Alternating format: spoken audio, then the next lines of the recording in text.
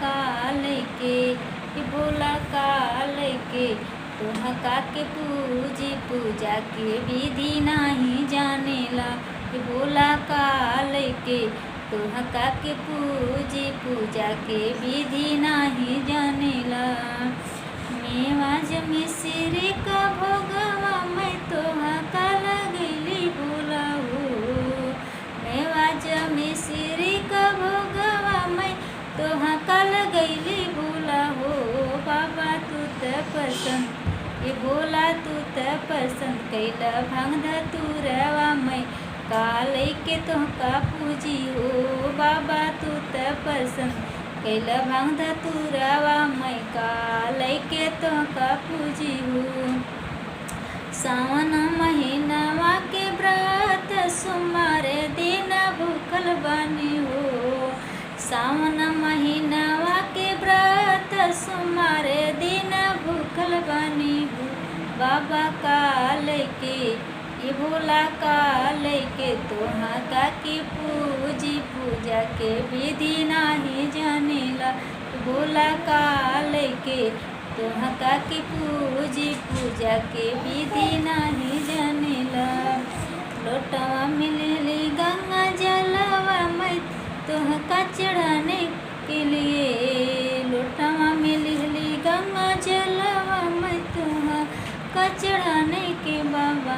बाबा तू त पसंद ये भोला तू त पसंद कैला गंगा माई के जटवा में बानी लिहला। ये बाबा तू त पसंद कैला गंगा माई के जटवा में बानी लिहला।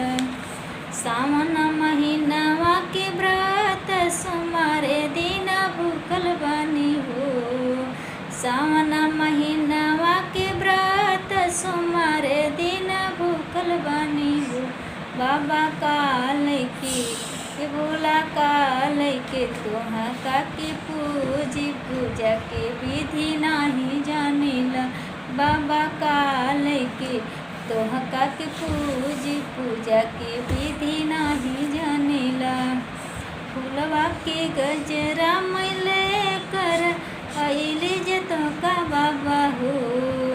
फूलवा के गजरा मैले के अइली जे तोहके बाबा हो। बाबा तू त पसंद ये भोला तू त पसंद कैला नाग के मालवा मैं काल के तोहका पूजी हो। बाबा तू त पसंद कैला नाग के मालवा मैं काल के तोहका पूजी हो।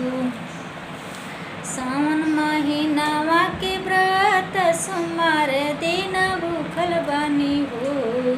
सावन महीनवा के व्रत सोमवार दिन भूखल बानी हो। बाबा काल के ये भोला काल के तोहका के पूजी पूजा के विधि नाही जानेला। बाबा काल के तोहका के पूजी पूजा के विधि नाही जानेला। पियर पीताम्बर मैले कर अइले जे तोहका बाबा हो। पियर पीताम्बर जो मैले कर अइले जे तोहका बाबा हो। बाबा तू त पसंद ये भोला तू त पसंद कैला बाघे कछलवा मैं काल के तोहका पूजी हो। बाबा तू त पसंद ये भोला तू त पसंद कैला बाघे कछलवा मैं काल के तोहका पूजी हो। सावन महीनवा के व्रत सोमवार दिन भूखल बानी हो। सावन महीनवा के व्रत सोमवार दिन भूखल बानी हो। बाबा काल के ये भोला काल के तोहका के पूजी पूजा के विधि नाही जानेला। रथ के सवारिया मैले कर ले जा तोरा के लिए। रथ के सवारिया मैले कर अइले जे तोहका बाबा हो। बाबा तू तो हे बाबा तू त प्रसन्न भइल नंदी बयलवा पर। बाबा तू त प्रसन्न कैल नंदी बयलावा मैं कहा लैके तो का पूजी हो बाबा तू त प्रसन्न कैल नंदी बयलावा मैं कहा लैके तो का पूजी हो।